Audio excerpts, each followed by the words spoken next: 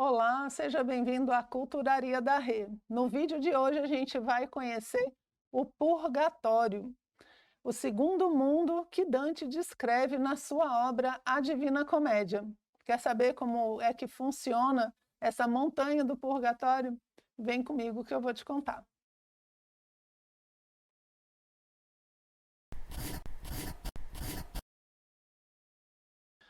O Purgatório é o segundo mundo visitado por Dante Alighieri na sua obra A Divina Comédia.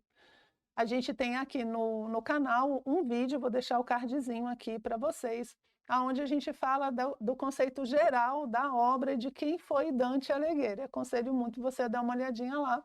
A gente também tem sobre o inferno, né, um vídeo todo falando sobre o inferno de Dante. E hoje a gente vai falar sobre o purgatório, que é o segundo mundo do mundo dos mortos, do reino dos mortos. Então a gente tem aqui, como a gente viu nos vídeos anteriores, Lúcifer é expulso do céu, cai aqui na Terra, cria, né, esse impacto, cria aqui o inferno, essa Terra vai descendo, formando essa linha, digamos assim, e a Terra deslocada sai do outro lado como sendo a montanha do purgatório, que a gente vai conhecer hoje, ok? O que ele vai falar sobre o purgatório? Ele fala assim: cantarei aquele segundo reino, onde o espírito humano se purga e torna-se digno de subir ao céu. Qual é a ideia do purgatório? Os sofrimentos que a gente tem no purgatório, eles têm um objetivo, que é purificar, purgar, né? Purificar a pessoa para que ela possa ir ao céu. No inferno, as dores não purgam, simplesmente sofrem, você não purifica, você simplesmente sofre. No purgatório não, no purgatório o sofrimento vai levar você a ficar ao lado de Deus no paraíso, então vale a pena. Tanto que muitas vezes Virgílio fala assim: não, Dante, não acho que isso aqui está errado, porque foi Deus que montou isso, né? E a pessoa que está sofrendo aqui no purgatório, ela vai chegar no objetivo dela. Então, mesmo que seja muito difícil, não acho que é tão ruim quanto você está pensando, né? E qual é a diferença entre o purgatório e o inferno? É que no purgatório as pessoas se arrependeram. Tem um trechinho que ele fala assim, ó, ele encontra, né, um dos que estão purgando lá, e ele fala assim: em vida fui um grande pecador, mas a divina graça reabilita quem de suas próprias culpas tem horror. Aqui são os versos dele mesmo, tá? O que você imagina? Que essa pessoa que se arrependeu, ela agora tem uma possibilidade de salvação. Enquanto não há arrependimento, lá no inferno, por exemplo, lembra que eu falei que os luxuriosos ficavam botando a culpa nos outros? Então ele não se arrepende, ele não se acha responsável pelos erros que comete. Então como é que você vai purgar? Não tem como. Só que se você se arrepende, né, no purgatório você tem condições de purificar para poder chegar, então, aos céus. E o purgatório, ele tem os 7 pecados capitais. Cada um dos níveis, né, ali dos andares do purgatório é um pecado capital. E são 7. E como é que ele monta 9 andares? Ele monta um antipurgatório, que é as pessoas que estão esperando para entrar no purgatório, e ele coloca ao final o paraíso terrestre, que é onde fica Adão e Eva, né? Ele até fala da história de Adão e tal. Então, nesses níveis todos vai acontecendo o purgatório, e a gente vai dar uma olhadinha de como é que ele se estrutura. Dentro do purgatório tem muito som, gente, tem orações. Ele cria orações, né, para os soberbos, para os invejosos, para os avarentos, para os gulosos. Sempre tem alguém cantando um hino, uma ladainha, alguma coisa. Isso faz parte do processo de purificação. E aqui é interessante, porque aí é o som, né, tanto nas orações quanto nas ladainhas, nos hinos, nos cantos, ajudando na purificação do ser humano. E a gente sabe que a música é fundamental para que o ser humano eleve seu estado de consciência. Então, essa relação que ele faz é bem interessante. E como é que ele divide os 7 pecados capitais? Ao contrário do inferno, né, que começava do mais leve e ia para o mais pesado, porque ele estava descendo, a montanha do purgatório começa do mais pesado e vai ficando cada vez mais leve, né? À medida que ele vai subindo, vai ficando mais leve. E ele coloca também uma hierarquia, né, entre os 7 pecados capitais, e é interessante que ele baseia no amor, né? Ele fala que os primeiros pecados, a soberba, a inveja e a ira, são aqueles que optaram por amar o mal. E o que é amar o mal? Dante coloca como sendo você querer o mal do próximo, o mal da outra pessoa. Você se torna mal demais, né? Então é um tipo de amor que, na verdade, se transforma num apego. A pessoa tem tanto apego às coisas ruins que ela se transforma numa pessoa má e faz mal para os outros. Então ele fala que é a soberba, a inveja e a ira estão aí. Aí você fala, ah, mas o cara é irado e tal, por que ele está aqui e não está no inferno? Lá no inferno estão os que não se arrependeram, lembra? Tem a ira lá, tem a avareza, tem a gula, tem a luxúria lá no inferno também. Só que lá a galera não se arrependeu quando estava em vida, eles continuam com raiva, eles continuam luxuriosos, né? E aqui no purgatório, em algum momento, a pessoa se arrependeu. Então aqui funciona diferente, né? Aí depois ele coloca a preguiça no meio como sendo insuficiente. A pessoa até que ama as coisas boas, mas ela não se movimenta até lá. Ela não consegue energia para ir nisso, né? Então ela fica lá no meio do caminho. E depois amaram demais as coisas do mundo. É assim, a pessoa, vamos pegar aqui, por exemplo, a gula ou a avareza. A pessoa não faz mal para o outro. A inveja, ela faz mal para o outro, o objeto invejado, né? Agora, assim, eu tenho a gula, eu quero prazer, sensação e tal, mas, assim, no final sou só eu que me prejudico. Eu não estou prejudicando mais ninguém. Então, ele fala, são pessoas que amaram demais as coisas do mundo e elas foram as maiores culpadas e as maiores sofredoras das consequências das suas ações. Então, elas não desejam o mal do outro, por isso são mais leves, ok? Então, está aí a estrutura dos 7 pecados capitais, lembrando que cada andar que a gente tem no purgatório é para um pecado desses. Então, como eu falei para vocês, a gente tem o antipurgatório. E quem é que está lá? As pessoas que se arrependeram tarde demais. É tipo assim, olha, imagina a situação. A pessoa, ela tem uma vida santa, ela é pura, ela é caridosa, tal, não sei o quê, tem lá seus problemas, mas ela tem uma vida toda virtuosa. Aí você dizer que ela vai para o mesmo lugar que o cara que fez todas, errou tudo, né, meteu o pé na jaca e se arrependeu só no finalzinho, sabe, naquele último suspiro, o cara põe a mão na consciência e fala, meu Deus, que besteira que eu fiz, né? Ele está arrependido. Só que eles não podem ir para o mesmo lugar, né? Por quê? Porque senão ser humano é um bicho difícil. O que ele vai fazer? Ah, não, eu me arrepender agora, lá no final tanto faz, então deixa para o fim, né? Então Dante fala, não, quem se arrepende muito tarde acaba tendo que ficar na entrada do purgatório, que é o antipurgatório, esperando um tempo para poder começar a purgar os seus pecados. Então, cada um desses daqui, eles ficam um tempo específico aguardando para entrar no purgatório. Então, tem o vale dos excomungados, aí ele vai ficar o mesmo tanto que ele passou excomungado, ele vai ficar lá esperando, eu acho que é 30 vezes o tempo que ele ficou excomungado, se eu não me engano. Aí as pessoas de mortes violentas, que se meteram em muitas brigas e guerras, mas no último instante antes da morte se arrependeram do que fizeram. E a realeza arrependida, que a realeza arrependida é muito homem moderno, gente, que é assim, a pessoa tinha muitos compromissos em vida, a realeza, né? Ela é muito... tem muita coisa para fazer, tem muita coisa para arrumar, o reino, isso, aquilo, e ele vai deixando Deus para depois, né? Ele vai cometendo lá seus pecados. Só que no final é como se ele notasse, nossa, eu devia ter procurado as virtudes, né? Eu devia ter procurado a via reta antes. Então ele se arrepende de ter dado tanta atenção para as coisas do mundo e menos atenção para as coisas do espírito. Então essa galera toda fica no antipurgatório, cada um no seu cantinho, aguardando o tempo para começar a purgar, né? Para poder entrar no purgatório. Acontece milhões de coisas e Virgílio e Dante se veem na entrada do purgatório, então, né? O livro continua. E aí eles encontram um anjo. Olha só como ele descreve a porta do purgatório. Havia uma porta e 3 degraus, cada um de uma cor. Além dos degraus, havia um porteiro imóvel, que é o anjo, né? Segurava uma espada na mão, que refletia de tal forma os raios em nossa direção, que eu buscava enxergar em vão várias vezes o seu rosto. Então está aqui a entrada, é um anjo, né, com a espada da justiça, e 3 degraus. E aí tem várias interpretações desses 3 degraus, né?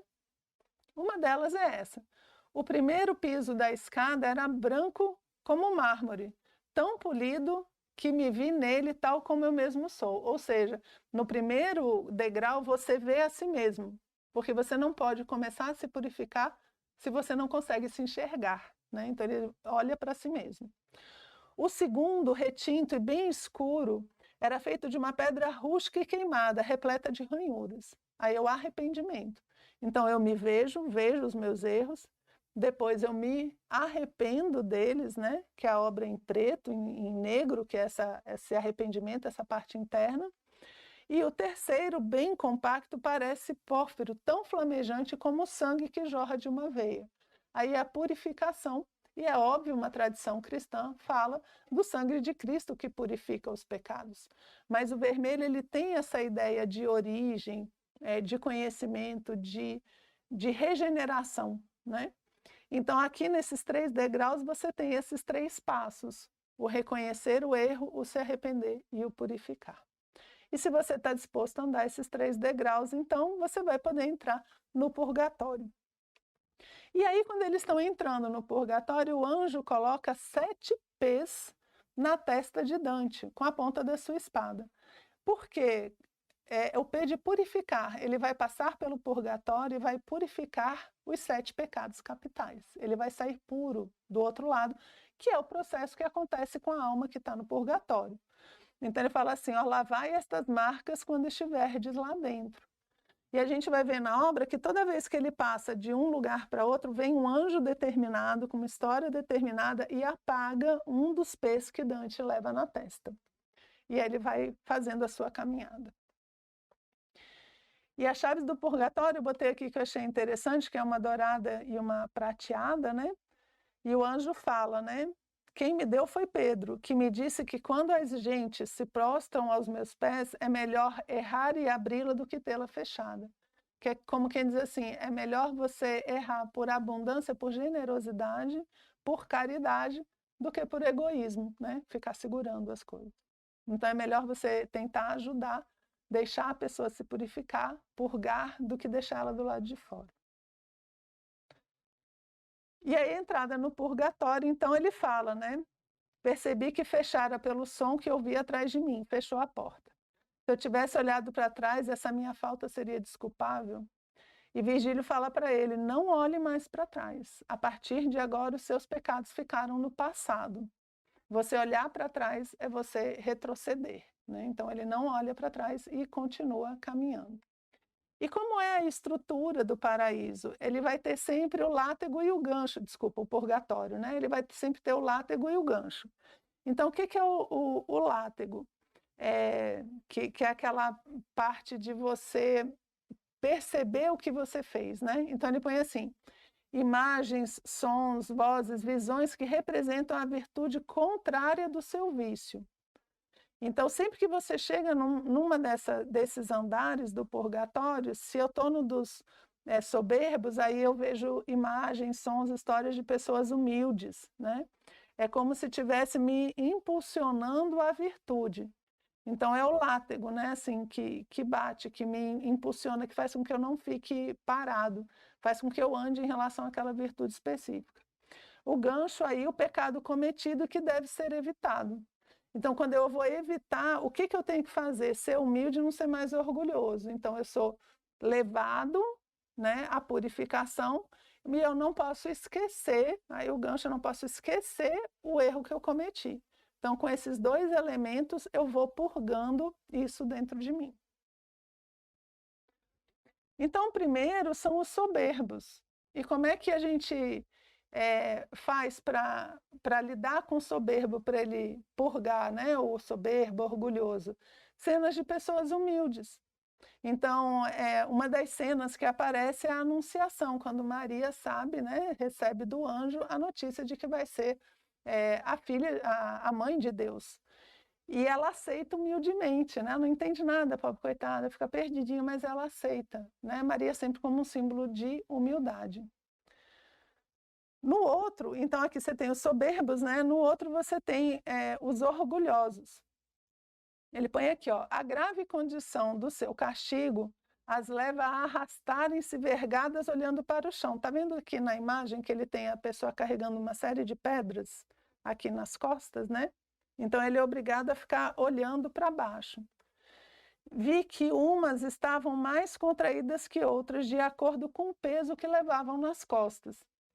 Então, dependendo do tamanho do orgulho, é o tamanho da pedra, né, que você carrega. Ó soberbos, jamais caminhastes olhando para baixo, e assim não vistes o mau caminho que percorrieis. Por quê? Que ele fala, o soberbo, o orgulhoso, ele está olhando para onde? Para cima, aquele nariz empinado, não está nem aí para as pessoas e tal, e acaba desviando sem se perceber do que está acontecendo, né? E quando chega no purgatório, ele está com essa pedra aí nas costas para carregar, né?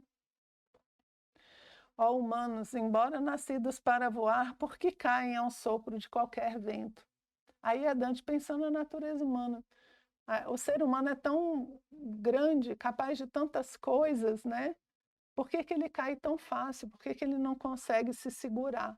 Essa é a parte bem de formação moral que Dante está fazendo aqui na obra, tá? Depois dos soberbos, então, a gente tem os invejosos. Os invejosos aqui, então, ó, neste círculo castiga-se o pecado da inveja, e por isso as peias da chibata são palavras de amor. Amai a quem vos tem ofendido. Então, o que você tenta fazer? Desenvolver o amor e não a inveja. Então, se eu invejo aquela pessoa, eu vou tentar desenvolver amor agora àquela pessoa. E tudo que me é apresentado no purgatório é para tentar fazer isso.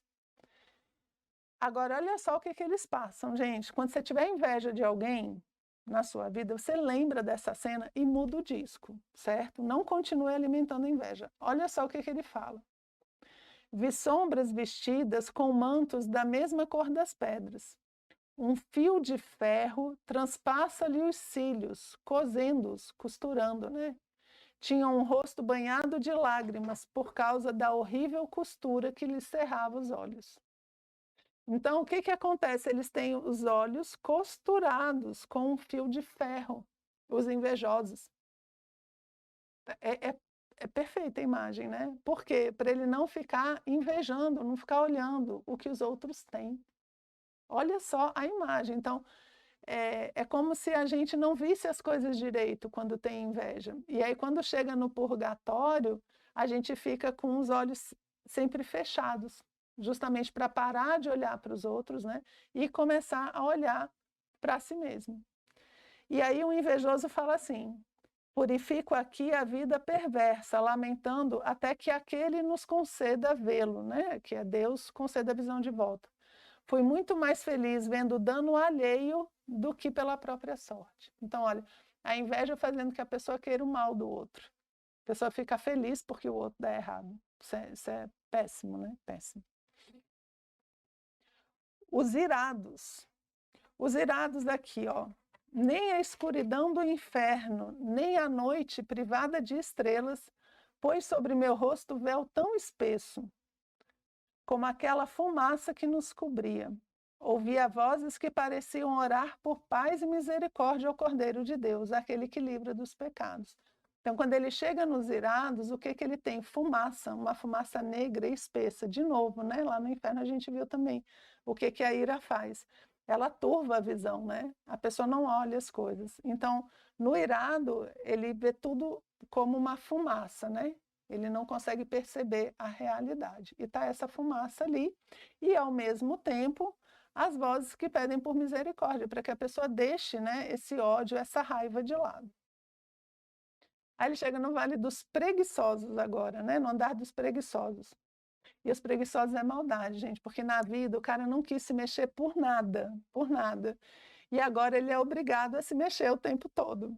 O que acontece no purgatório? O preguiçoso não tem sossego, ele está sempre caminhando. Ele fala assim, ó, temos tanta vontade de nos mover que não podemos parar. Por isso, perdoa-nos caso nossa justa expiação te ofenda. Eu falo, não vou parar aqui para conversar com você, Dante, porque a gente não pode parar. Cada parada que eu dou é tempo a mais que eu fico aqui no purgatório. Então, eles estão o tempo todo se movimentando para compensar a preguiça que tiveram em vida. Voltamos para os dávaros e os pródigos, né, que também estão lá no inferno. Então, ó, assim como nossos olhos não se voltaram para o céu quando éramos vivos, vidrados que estavam nas coisas terrenas, aqui seguem voltados para o chão. Então, olha só, você vai viver no purgatório aquilo que você fez em vida e não percebia. Então, a pessoa, o avaro, o pródigo ali nas coisas materiais e tal, ele não olhava para o céu, ele só olhava para as coisas da matéria. Então, agora ele está colado, ó, a fotinho aí, o desenho. Ele está obrigado a ficar de cara para o chão o tempo todo, que é basicamente o que ele fazia também em vida, e agora ele percebe, agora ele vê o que ele fazia, né? Gente, essas coisas de Dante são muito interessantes, né? Essas imagens que ele monta para compensar um comportamento humano, para mostrar um comportamento humano. O próximo, então, são os gulosos. E os gulosos, ó, ficam magrinhos, magrinhos. Tinham olhos cavos e apagados, rosto pálido e tão magro que a pele grudava em seus ossos. Toda a gente caminhava chorando por ter seguido desmedidamente a gula. Agora repara a culpa com a fome e a sede. Acende-lhes o desejo de beber e comer da fragrância que sobre do fruto da árvore e do rumor da queda d'água, tocando o verde das folhas. O que acontece aqui? Eles estão num lugar que tem frutos e tem água, só que eles não podem pegar. Eles não podem pegar porque eles estão justamente purgando a gula. Olha só, ele está só carne e osso, tem água, tem fruta ali, né, no local, mas eles não podem comer, eles não conseguem comer. Aquela comida foge, né, da mão deles. E aí, gente, pesado, né? Por fim, os luxuriosos, né? Aqui os luxuriosos. Aqui o penhasco lançava para cima uma grande chama contra a qual soprava um vento que a vergava e a sequestrava do caminho. Vi espíritos andando pela chama. Então, cada chama dessa que ele vê é um luxurioso que está perdido naquele fogo. E aí as labaredas é que lembram a luxúria, né? A languidez, assim. Aí justamente nessas chamas é que a pessoa está purgando o pecado da luxúria, certo? E aí, depois da luxúria, Dante e Virgílio vão encontrar com Beatriz. E aí eles vão entrar dentro do paraíso terrestre. E acontece uma mudança importante na obra, que Virgílio vai deixar de ser o mestre, né, o guia de Dante, e vai passar a bola para Beatriz. Porque Virgílio, ele não foi batizado, ele não pode entrar no paraíso. Mas antes de ir embora, Virgílio fala assim para Dante: livre, reto e são é teu arbítrio agora, e não o seguir seria um erro. Assim te declaro guia, senhor e mestre de ti mesmo. O que acontece quando você sai do purgatório? Você é mestre de si mesmo, você tem um juízo agora mais claro, mais consciente, e que pode se virar sozinho. Então ele diz, você não precisa mais de mim. Então Virgílio se retira, né? Dante vai entrando ali para o paraíso terrestre, que é o último local, né? É o último andar, e Virgílio vai saindo aos poucos, e quando Dante vê agora, Virgílio não está mais com ele. Quem está com ele agora vai ser Beatriz, que vai levar Dante ao paraíso, que vai ser o tema do nosso próximo vídeo, ok? Então, espero que vocês tenham gostado da nossa jornada pelo purgatório e a gente se vê no próximo encontro.